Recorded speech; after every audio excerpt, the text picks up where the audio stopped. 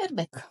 Mesajul lunii februarie pentru toți cei născuți în zodia Berbecului, ascendentul în Berbec și toți cei care au luna natală în acest semn zodiacal, începe cu această energie de pământ, cu această regină de monede, cu grija pentru cei din jur, cu dorința de a-i susține, poate financiar, mai mult pe ceilalți. Poate datorită faptului că muncești foarte mult, primești și recompense financiare și de aici vine și generozitatea ta.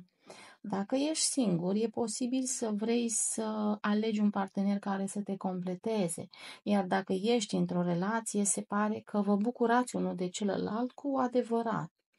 La job, posibil să fii susținut de o femeie, să primești sfaturile de care ai nevoie, doar primește-le. Tot ce ai de făcut este să le primești, pentru că în continuare acest 8, această balanță, dreptatea, îți arată că lucrurile intră într-o direcție bună pentru tine.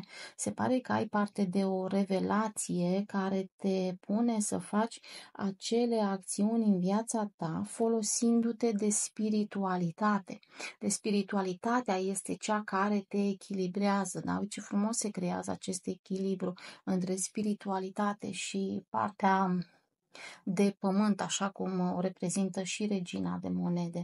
Ai nevoie să fii echilibrat pentru că acest as de bâte vine și mai arde toate resturile care mai sunt aici și te propulsează spre o nouă acțiune, spre o nouă gândire. Posibil ca tu să vezi ce ușor se pot realiza lucrurile în viață folosindu-te de univers, de Dumnezeu, de cine vrei tu, pentru că doar așa se creează echilibru. Se pare că te mai eliberezi din greutățile pe care le ai folosindu-te de puterea ta, de susținerea universului.